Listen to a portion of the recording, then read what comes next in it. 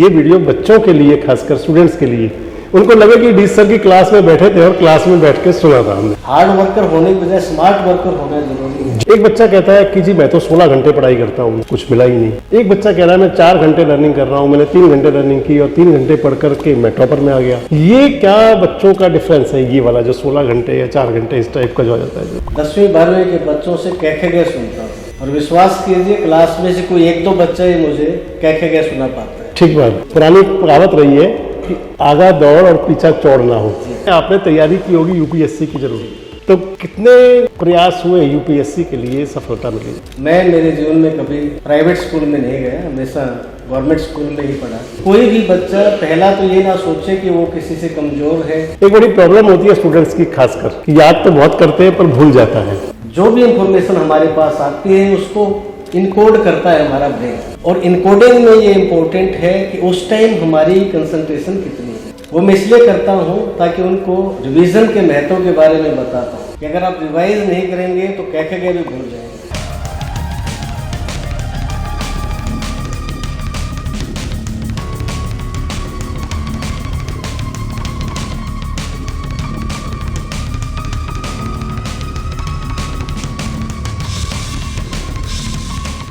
नमस्कार, बहुत स्वागत है आप सभी का देश रोजाना पर।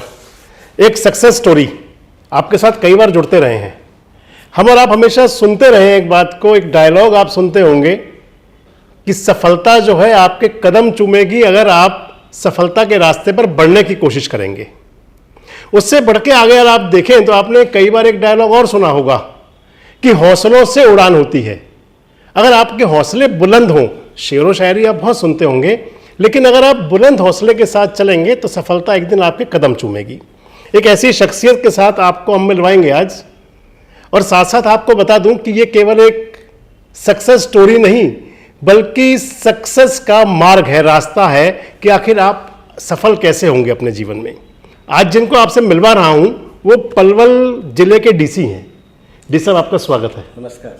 Doctor Harish Vashishtha IAS lobby के अंदर भी और स्टेट के अंदर भी एक पहचानी हुई शख्सियत हैं, और जब भी कभी आप ब्यूरोक्रेसी में हैं आप लोगों के काम आ सकते हैं, लोगों को आपको से उम्मीद होती हैं, तो फिर आपकी पहचान बड़ी हुआ ही करती है। डॉक्टर हरीश वशिष्ठ पलवल में लगभग 1.5 साल से जिला उपायुक्त के पद पर कार्यरत हैं। 2016 बैच के आईएएस ऑफिसर हैं। बेस अगर कहें तो एक ग्रामीण परिवेश से चले हुए, हिसार के पास में अब तो एडमिनिस्ट्रेटिव जिला हांसी बन चुका है, पुलिस जिला। तो हांसी जिले का गांव है डीसी साहब का, जहाँ गढ़ी जिले गांव से बिलोंग करते हैं। बिल्कुल एक साधारण परिवार से उठ करके और इस मुकाम तक पहुंचे हुए।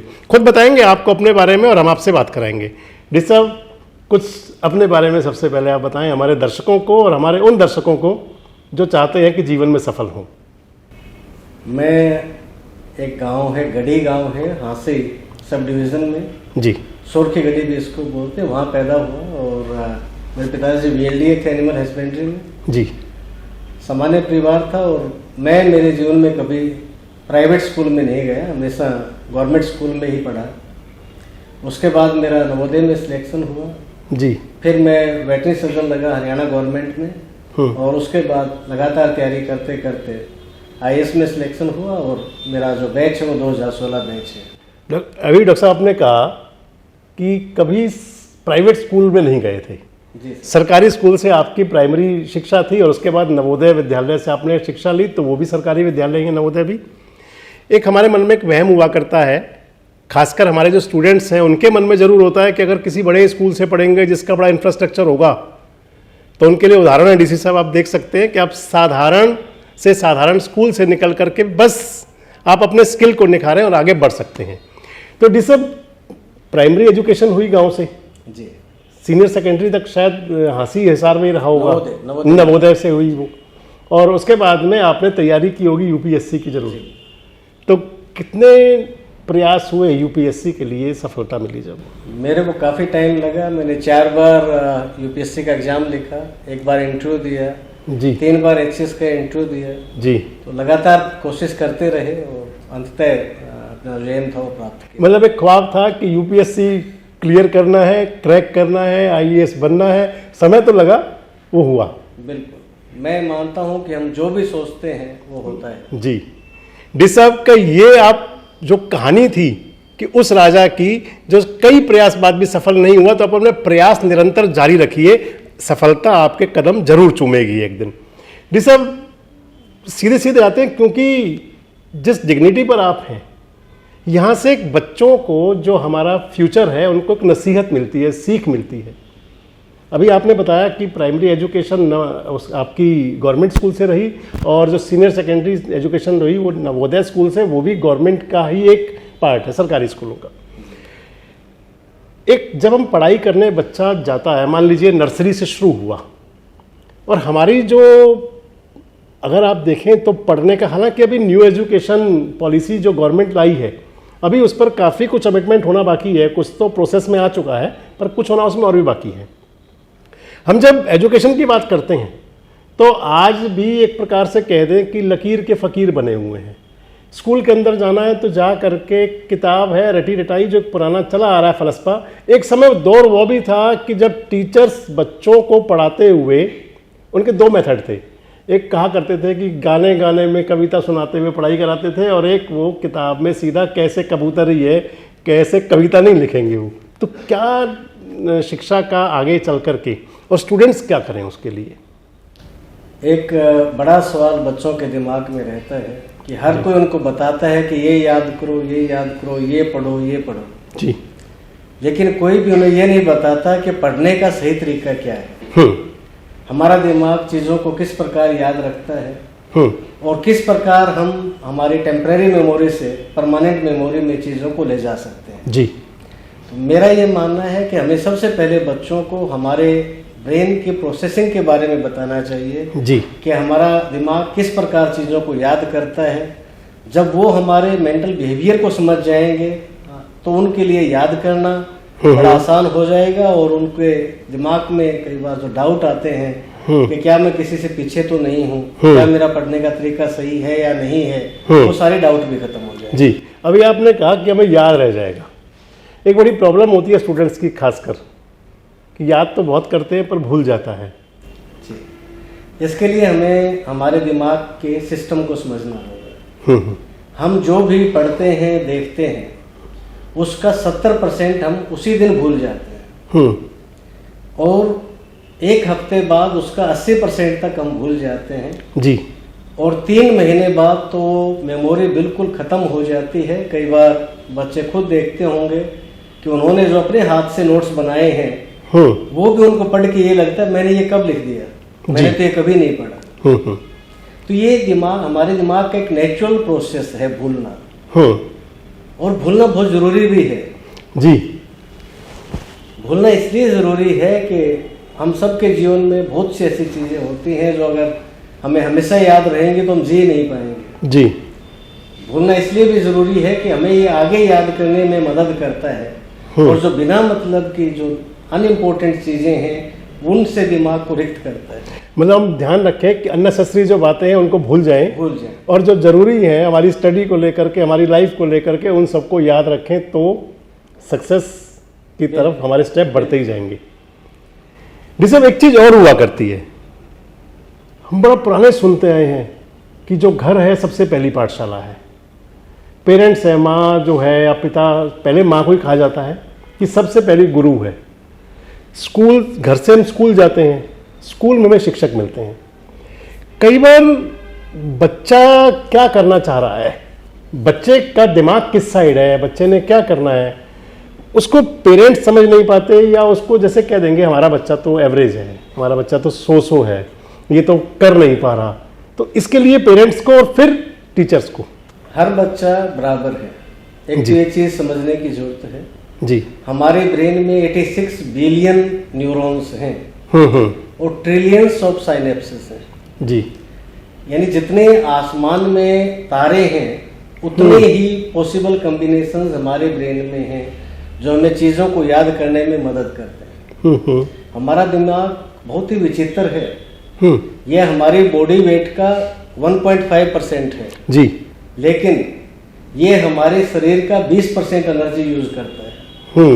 इतना इम्पोर्टेंट ऑर्गन है तो कोई भी बच्चा पहला तो ये ना सोचे कि वो किसी से कमजोर है या उसकी याददाश्त कमजोर है।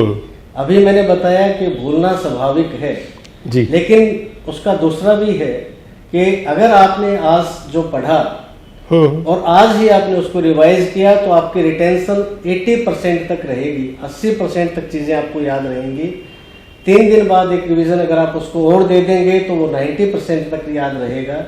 1 हफ्ते बाद एक रिवीजन और दे देंगे तो 98% तक याद रहेगा। और 1 महीने और एक 3 महीने के अंतराल में अगर आप एक रिवीजन और दे देंगे तो वो आपकी परमानेंट मेमोरी में चला जाएगा। क्योंकि जो भी इंफॉर्मेशन हमारे पास आती है उसको इनकोड करता है हमारा ब्रेन जी, और इनकोडिंग में ये इम्पोर्टेंट है कि उस टाइम हमारी कंसंट्रेशन कितनी है। अगर आप पूरी कंसंट्रेशन के साथ काम कर रहे हैं और आपके सभी सेंसेस उसमें इन्वॉल्व हैं, आपका देखना, आपका सुनना, आपकी स्मेल, ये सब चीजें अगर उसमें इन्वॉल्व हैं तो वो हमेशा याददाश्त बहुत लंबी होगी और फ्रीक्वेंट रिवीजन का बहुत महत्व है। तो जो भी बच्चे जिनको ये लगता है कि हमें कम याद होता है, इस पैटर्न को अपनाएं, वो चीज़ों को बार बार रिवाइज करें तो कभी उनको भूलेंगे नहीं। अभी आपने कहा स्मेल, लर्निंग, देखना और सुनना। इससे पहले आपने कहा कि हम उसको रिवाइज करते रहें। पुरानी कहावत रही है कि आगा दौड़ और पीछा चौड़ ना हो। अगर हम पुराने को याद करते रहेंगे तो इसका मतलब ये रह जाएगा कि वो हमारी मेमोरी के अंदर फीड हो जाएगा और जब कभी भी वो चिप खुलेगी तो ऑटोमेटिक वो सारा सब कुछ सामने आ जाएगा। मगो साहब, मैं जब भी स्कूलों में जाता हूँ तो बच्चों से 10वीं 12वीं के बच्चों से कह के सुनता हूँ और विश्वास कीजिए क्लास में से कोई 1-2 बच्चा ही मुझे कह के सुना पाता है। ठीक बात है। वो मैं इसलिए करता हूँ ताकि उनको रिवीजन के महत्व के बारे में बता पाऊँ कि अगर आप रिवाइज नहीं करेंगे तो कह भी भूल जाएंगे जी। तो इसलिए मेरा सब बच्चों से रिक्वेस्ट है कि जो भी आप पढ़ें उसको बार बार रिवाइज करें ताकि वो टेम्परेरी मेमोरी से वो चीज़ें आपकी परमानेंट मेमोरी में चली जाए। अभी डॉक्टर साहब ने बताया कि एक तो जब भी हम स्टडी कर रहे हैं, पढ़ रहे हैं, मान लीजिए हमारा टेस्ट का भी है कि हमें एक चीज़, आपने स्मेल कहा, अगर हमें कोई चीज़, किसी की खुशबू आज बड़ी अच्छी लगी हो तो हम उस चीज़ को तो दोबारा देखना चाहेंगे। सेकंड टाइम भी वो ठीक लगेगी तो फिर हम उसको थर्ड टाइम जाएंगे। और वो 3-4 अनुभव हमारे हो गए कि वो हमें ठीक लगा तो हम उसको पास का मार्किंग दे देंगे कि ये पास है। और अगर वही अपोजिट है कि अगर हमें कहीं इंटरेस्ट नहीं जागा तो क्या पढ़ाई के अंदर, अगर स्टडी की बात खासकर करें, तो इंटरेस्ट क्रिएट करना कितना जरूरी है? इंटरेस्ट बहुत जरूरी है। जिस चीज को आप समझ के याद करेंगे वो आपके दिमाग में लंबे टाइम तक रहता है। हमेशा क्यों पूछिए, ये चीज क्यों है, ऐसा क्यों है, जिसको हम कहते हैं एक्टिव लर्निंग। एक्टिव लर्निंग को प्रमोट कीजिए हमेशा। बार बार अपने दिमाग से क्यों पूछिए, उसमें फ्रीक्वेंट रिविजन्स लेके आइए। और दूसरा जो हमारी जो मेमोरी है वो फोटोग्राफिक होती है जी। आपको आश्चर्य होगा कि हमारा दिमाग फोटोज को 60,000 गुना ज्यादा वर्ड से ज्यादा याद रखता है। अगर एक फोटो हमको देख ले हमेशा याद रहता है हमको। एक चित्र जो है हमारे जहन में रह जाता है कि वो देखा था। या हम अक्सर आपने देखा होगा लोग कहते हैं कि हाँ चेहरा तो आपका पहचान में आ गया, नाम याद नहीं जी। तो उसका कारण यही है कि हमारी फोटोग्राफिक मेमोरी बहुत स्ट्रॉन्ग है।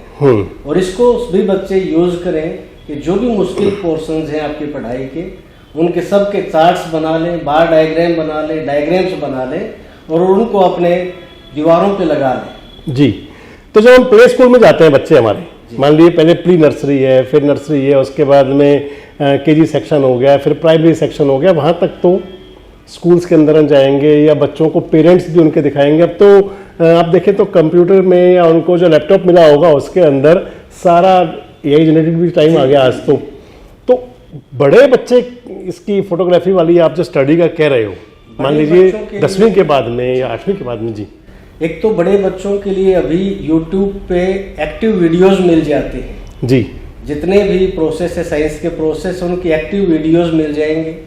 जैसे माइटोकॉन्ड्रिया के बारे में आपने पढ़ना है, गोल्जी बॉडी के बारे में पढ़ना है, तो उसकी पूरी आपको विजुअल एड्स के साथ वीडियोस मिल जाएंगे, उनको देखें। दूसरा, उनके भी आप डायग्राम बना लें, जो क्रेब्स साइकिल है, ग्लाइकोलाइसिस है, पीरियोडिक टेबल है, उनके आप अपने डायग्राम्स बना करके अपने रूम में लगा लें। आपने देखा होगा स्कूल्स में छोटे बच्चों के लिए बाला पेंटिंग को प्रमोट करते हैं, building as active learning aid के रूप में हम उसको यूज करते हैं, यानी पूरे बिल्डिंग को ही लर्निंग में यूज कर सकते हैं जी। उसको पेंटिंग बना करके, या सौर मंडल का आपने पेंटिंग बनाया, अल्फाबेट्स के बनाए, तो एक तो वो है कि ऑडियो विजुअल एड्स को यूज करें, और जो भी आपके रूम्स में खाली जगह है वहां पे आप फ्लैश कार्ड्स बना सकते हैं। उनको जो मुश्किल पोर्शन है उनके लिए आप हमेशा उनको विजुअलाइज कीजिए, या फिर आप अपने ब्रेन में भी विजुअलाइज कर लें उसको जी। मतलब जो बच्चे प्राइमरी अगर हैं और अगर अभी सेकेंडरी तक पहुंचे नहीं है तो वो बच्चों उनके लिए स्कूल से तो मिलता है, पेरेंट्स भी देखें कि उनका जो स्टडी रूम हो उसके अंदर खासकर ऐसा जरूर खाका हो कि बच्चों को समझने में कोई प्रॉब्लम ना हो, जो स्कूल में सीख के आए और रिवाइज घर हो जाए। और जो सेकेंडरी और सीनियर सेकेंडरी में आ रहे हैं वो अपने डायग्राम बनाएं उसके अंदर उसकी, जिससे जल्दी लर्न कर सकें, जल्दी पकड़ सकें, यही कहना चाहेंगे। बिल्कुल जी। अब जैसे मैंने बताया कि फ्रीक्वेंट रिवीजन कीजिए, तो जैसे ये कहना आसान है कि पहले दिन, तीसरे दिन, 7वें दिन, 28वें दिन और फिर 3 महीने बाद रिवीजन कीजिए। इसके लिए जो मेथड यूज करता था, मैं क्या करता था कि सभी लेक्चर्स को अपने ही आवाज में रिकॉर्ड कर लेता था जी, और उन लेक्चर्स को फिर जब हम नॉन प्रोडक्टिव काम कर रहे होते हैं, जैसे सेव बना रहे हैं या वॉक कर रहे हैं, उसमें आप उन लेक्चर्स को रिवाइज कर लें। सोने से पहले आप उस लेक्चर को ऑन करके सो जाएं, और आपको ताजुब होगा कि सोने के भी 20-25 मिनट तक हमारा दिमाग काम करता है। जब हम पढ़ते थे तो टीचर्स कहते थे कि बोल बोल कर पढ़ो। बिल्कुल बिल्कुल। तो वही बात है कि अब बोल बोल कर आपने रिकॉर्ड कर लिया और उसको फिर रिवाइज कर लिया, दोबारा भी सुन लेंगे। सेंटर्स हैं जो सरकारी गहराई है वही बार बार हिट होंगे जी, तो वो चीजें आपके दिमाग में परमानेंटली चली जाएंगी। अच्छा डी साहब, एक बहुत इंपॉर्टेंट बात रहती है, एक बच्चा कहता है कि जी मैं तो 16 घंटे पढ़ाई करता हूँ, कुछ मिला ही नहीं। एक बच्चा कह रहा है मैं 4 घंटे लर्निंग कर रहा हूँ, मैंने 3 घंटे लर्निंग की और 3 घंटे पढ़ करके मैं टॉपर में आ गया। ये क्या बच्चों का डिफरेंस है, ये वाला जो 16 घंटे या 4 घंटे इस टाइप का जो आ जाता है? जो देखिए, आप जब पढ़ रहे हैं उसमें एक्टिव कितना टाइम है आपका, वो इम्पोर्टेंट है। मैं मानता हूँ कि कोई भी एग्जाम अगर आप 8 से 10 घंटे पढ़ते हैं तो बड़ी आसानी से उसको क्रैक कर सकते हैं जी, बशर्ते कि वो आपका जो 8 to 10 आवर्स का जो टाइम है वो इफेक्टिव टाइम हो, उस टाइम आपकी 100% कंसंट्रेशन हो। आप छोटे छोटे इंटरवल्स में पढ़ें, 40 मिनट का एक के बाद 5 मिनट का एक इंटरवल जरूर लें जी। आपने देखा हो कि स्कूलों में हमेशा जो पीरियड होता है 40 मिनट 50 मिनट का होता है। बिल्कुल, क्योंकि पहले जब पीरियड शुरू होता है, हम पढ़ना शुरू करते हैं, तो पहले 15 मिनट और आखिरी के 15 मिनट जो होते हैं वो बहुत ही एक्टिव लर्निंग के होते हैं, हमारा दिमाग उसमें पूरा एक्टिव होता है। तो फ्रीक्वेंट इंटरवल्स बड़े इंपॉर्टेंट है, उससे आप एक्टिव रहते हैं, यादाश्त आपकी अच्छी रहती है और आपकी रिटेंशन ज्यादा रहती है।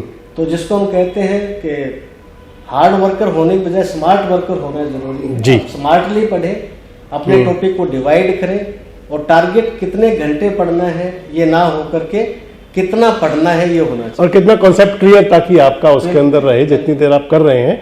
और जब पढ़ रहे हैं तो मकसद ये नहीं कि आप 16 घंटे पढ़ाई की, अगर आप 16 घंटे पढ़ाई करने के अंदर 14 घंटे आपका दिमाग कहीं और रहा तो नथिंग, जीरो पे चला गया वो। डिस्ट्रैक्शंस अवॉइड करें जी, क्योंकि आगे बच्चों के सब पेपर भी आ रहे हैं जी, एग्जाम सीजन शुरू हो जाएगा जनवरी फरवरी से, और नवंबर अब खत्म होने को है। तो ये हम चाह रहे हैं कि ये वीडियो बच्चों के लिए, खासकर स्टूडेंट्स के लिए, उनको लगे कि डी सर की क्लास में बैठे थे और क्लास में बैठ के सुना था हमने। इसके अलावा डी सर क्या करना चाहिए स्टूडेंट्स को, और ऐसा विशेष अलग से क्या करें जिससे कि वो उनके स्टेप जो बढ़ रहे हों वो सक्सेस की तरफ गारंटी बन जाए उनकी? पहला तो ये कि अपने आप पे पूरा विश्वास रखिए जी। हमारा जो माइंड है उसकी कैपेसिटी बहुत ज़्यादा है, इतनी ज़्यादा है कि अगर लगातार टीवी चलता रहे 343 साल तक जी, और आपको हर डायलॉग, हर फोटोग्राफ याद करना है तो भी याद होगा। तो ये छोटी मोटी किताबें तो आपके लिए कुछ भी नहीं है। दूसरा, कभी अपने आप को किसी से छोटा या किसी से बड़ा मत समझें। आप ये मानिए कि बाकी जो बच्चे कर सकते हैं वो आप भी कर सकते हैं जी। हो सकता है वो 2 प्रयास में कर ले, आप 3 या 4 में कर लेंगे। तो अपने सेल्फ कॉन्फिडेंस को मोटिवेटेड रखिए, फ्रीक्वेंट रिविजन्स कीजिए, जी, फोटोग्राफ्स को देखिए और अपने डाइट को, अपने सोने के समय को भी निर्धारित कीजिए। मतलब निश्चित कर दे, तय रहे सब कुछ, ये समय खाने का है, ऐसा खाना है, ये समय सोने का, ऐसा सोना है, और ये समय पढ़ने का है, तो उस टाइम पढ़ाई ही करनी है। बिल्कुल स्ट्रेस फ्री होके पढ़ें। जी, स्ट्रेस आपको बहुत बुरी तरह से इफेक्ट करता है। आजकल मैं भी पीछे विश्वकर्मा यूनिवर्सिटी में गया था जी, और वो बच्चों का प्रोग्राम था जिसमें वो यूपीएससी की तैयारी कैसे करें इसके बारे में बच्चे सवाल पूछ रहे थे। मेरे को ताजुब हुआ कि 100 में से 70% जो क्वेश्चंस थे वो स्ट्रेस मैनेजमेंट पे थे। तो बच्चों पे ये जो इतना भारी स्ट्रेस है, ये एक बहुत ही चिंता का विषय है और स्ट्रेस आपकी मेमोरी को बहुत बुरी तरह से अफेक्ट करता है। मतलब बिना वजह के तनाव से तो खासकर बिल्कुल बचे। बिल्कुल। और दो चीजें होती है, एक होता है डिस्ट्रेस जी, और एक होता है ईयू स्ट्रेस। ईयू स्ट्रेस होता है अच्छा स्ट्रेस, जो एक जोश में एक बच्चे के अंदर होता है, उसकी एक आत्मविश्वास के कारण मुझे ये करना है, मुझे ये करना है जी, तो ईयू स्ट्रेस बोलते हैं। जी, ईयू स्ट्रेस तक अच्छा है, लेकिन डिस्ट्रेस कभी बच्चों पे ना आने दें। ये बच्चों की खुद की भी जिम्मेवारी हो, पेरेंट्स और समाज की भी जिम्मेवारी। जी जी जी। निसम, आपसे ये सारी बातें किसके साथ साथ कुछ आपका प्रोफेशनल भी, एक चीज और पूछना चाहूंगा आपसे इसी स्टडी के बाद।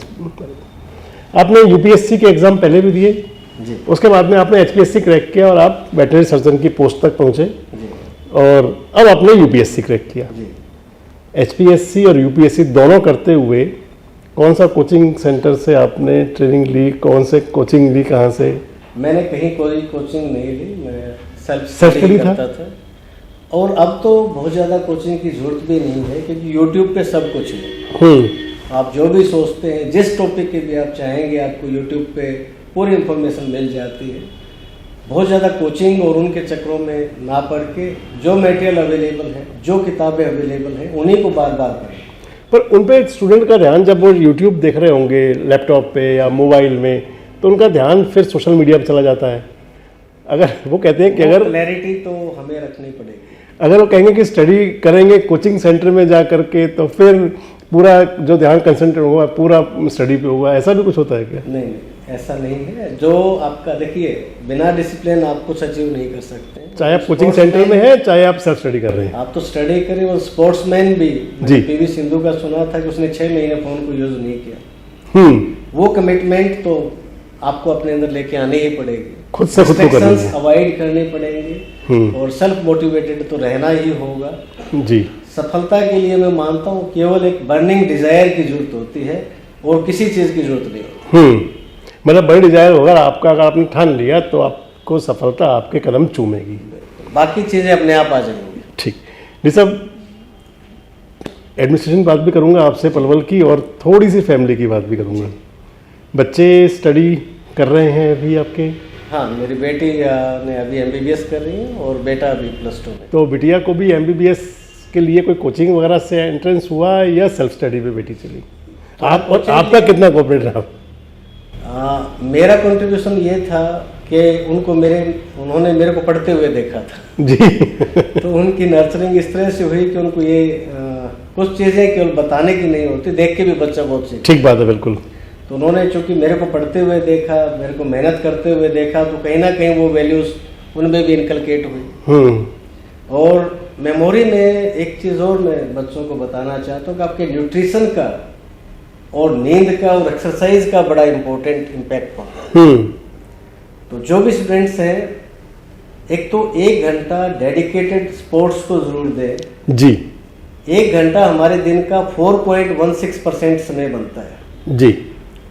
तो अगर हम 1 घंटा स्पोर्ट्स को देंगे तो आपकी याददाश्त में आप देखेंगे बहुत ज़्यादा इमेंस इम्पैक्ट आएगा, वो बहुत ज़्यादा बढ़ जाएगी और आपकी स्लीप डीप हो जाएगी। जी। और गहरी नींद और याददाश्त का बड़ा क्लोज रिलेशनशिप है। जितनी आपकी गहरी नींद होगी उतनी ही आपकी याददाश्त भी शार्प होगी। और जो तीसरा कंपोनेंट है आपकी डाइट इज वेरी इंपॉर्टेंट। आप अखरोट, अलसी, चना, मूंग, पल्सेस, ये सब अपनी डाइट में रखें। बादाम, ये सब डाइट में रखें। हरी सब्जियां रखें। और जहां तक हो सके जो प्रोसेस्ड फूड है, जो हाई कैलोरीफिक डाइट का जो फूड है, उसको अवॉइड करें। जी, ताकि आपकी जो मेमोरी है वो बहुत अच्छी रहे और जो भी आपने सपना देखा है वो आप अपना पूरा कर सकें। यानी कि अच्छे शरीर के अंदर अच्छे दिमाग का विकास होता है, तो अगर अच्छा हम डाइट लेंगे, शरीर अच्छा होगा, तो ऑटोमेटिक दिमाग भी अच्छा बनेगा और हम अपने कॉन्सेप्ट सब क्लियर करते चले जाएंगे। चलिए, जैसे पलवल आपको लिए हुए, पलवल में आपको एज ए डीसी, मुझे लगता है पलवल ही आपकी पहली डीसी आपकी है, लगभग 1.5 साल होने को जा रहा है। जी, कैसा लगता है पलवल? जब आए थे तो पलवल कैसा था, और आज पलवल में आपने क्या क्या चेंज देखा है, क्या क्या चेंज आपको लगता है आगे और होंगे? अभी मैं पलवल पहली बार तभी आया जब मैं एज डिप्टी कमिश्नर आया था जी, और यहाँ के लोग बहुत अच्छे हैं, यहाँ की संस्कृति बहुत ही अच्छी है, ब्रिज की संस्कृति का ये एरिया है और एक तरह से हरियाणा को वो जिला है जो संस्कृति के एंगल से, बोली की जो मिठास है यहाँ की उसके एंगल से और लोगों की सादगी के एंगल से ये शायद हरियाणा का सबसे अच्छा और सबसे अलग जिला मैं इसे कहूँगा जी। 1.5 साल का समय बहुत अच्छा रहा यहाँ पे जी।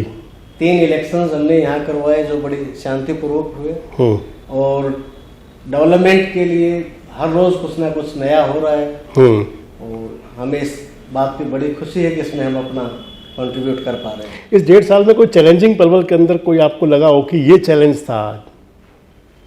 बड़े बड़े इवेंट हुए, अभी हाल ही में यात्रा चली, ऐसा सच मेरे को कभी किसी कार्य में कोई प्रॉब्लम आई नहीं, कोई चैलेंजिंग नहीं, और परमात्मा की कृपा से सब बड़ा ही स्मूथ हुआ। चाहे इलेक्शन हुए, 3 तरह के इलेक्शन हुए, उनमें भी कोई दिक्कत नहीं आई और दिल्ली एडमिनिस्ट्रेशन भी काफ़ी अच्छा है। यहाँ के लोग बहुत अच्छे हैं, बहुत मीठा बोलते हैं और जिस तरह से अभी हाल के दिनों में जो डेवलपमेंट यहाँ हो रही है, कनेक्टिविटी के मामले में पलवल बेस्ट कनेक्टेड है। यहाँ से आप देखिए हम 50 मिनट में नोएडा, गुड़गांव जा सकते हैं, 1 घंटे में दिल्ली जा सकते हैं और कुछ बड़े प्रोजेक्ट्स माननीय मंत्री जी ने यहाँ अभी शुरू किए हैं। बहरौला में हम इंटरनेशनल खेल स्टेडियम के लिए सीएम साहब की घोषणा हो चुकी है, उस पर कार्य चल रहा है। या पेलक में मेडिकल कॉलेज है जी और उसका पे कार्य चल रहा है, तो काफी डेवलपमेंट्स के कार्य हैं। पलवल का फ्यूचर ब्राइट है, मतलब बहुत ब्राइट है। ये जिसको कहते हैं हर एरिया का एक समय आता है, पलवल का समय है। ठीक बात। केवल पलवल में ही जमीन खाली है, इंडस्ट्रीज हैं वो भी यहाँ आ रही हैं, कनेक्टिविटी हो ही चुकी है। तो मैं ये मानता हूँ कि अगले 4-5 साल पलवल के डेवलपमेंट में बहुत अच्छे रहेंगे। Rishabh, as a DM Palwal के लोगों के लिए कोई मैसेज, और उसके बाद एज ए डीसी सर जो आपकी क्लास है स्टूडेंट्स के लिए कोई मैसेज? पहला message as a DM Palwal के लोगों के लिए कोई आप देना चाहें? पलवल के लोग वैसे तो बहुत समझदार हैं और बहुत अच्छा कार्य कर रहे हैं। एक चीज में मैं थोड़ा आपसे और कंट्रीब्यूशन चाहता हूं कि हमें पलवल को पोल्यूशन फ्री हम रखें। यहाँ पे पटाखे जलाने का एक ट्रेंड बहुत ज़्यादा है और आप देखिए अभी कितना AQI है, पराली में हम इतना काम कर रहे हैं और काफ़ी किसानों ने पराली जलानी बंद भी कर दी है। तो एक तो मेरा नम्र निवेदन है सभी पलवल वासियों के, पटाखों का उपयोग ना करें, अपनी खुशी जाहिर करने के और बहुत से तरीके हैं, उनको अपनाएं। और बच्चों के लिए मैं यही कहना चाहता हूँ कि अपने आप पे पूरा विश्वास रखिए जी। आप किसी से भी किसी भी तरह कम नहीं हैं। अपने पढ़ाई करने के तरीके को केवल आपने थोड़ा बदलना है। जो भी आपको इंस्ट्रूमेंट्स मिलते हैं, चाहे हमने बच्चों को फ्री टैबलेट्स दे रखे हैं सरकारी स्कूल के बच्चों को, या मोबाइल है, इसका आप किसी भी तरह से यूज कर सकते हैं। इसका आप अच्छा उपयोग भी कर सकते हैं, बुरा उपयोग भी कर सकते हैं। इसका अच्छा उपयोग कीजिए, साइंटिफिक लर्निंग मेथड्स को अपनाइए, अपना समय को सही उपयोग कीजिए, सर्वांगीण विकास की तरफ ध्यान दें अपने, और समाज को, देश को रहने के लिए और अच्छी जगह बनाएं। तो डी साहब का संदेश अगर कहें तो पलवल के लोगों के लिए तो बड़ा स्पष्ट एक कि भैया आतिशबाजी से थोड़ा बचें, अपनी खुशियां जो हैं वो और तरीके से भी साझा कर सकते हैं। और दूसरा, स्टूडेंट्स के लिए एक संदेश कि हर बच्चा खास है, आप भी खास हैं, ध्यान रखें आप खास हैं। तो ये आज डी साहब की एक क्लास भी थी स्टूडेंट्स के लिए और पलवल के बारे में कुछ अनुभव भी साझा किए।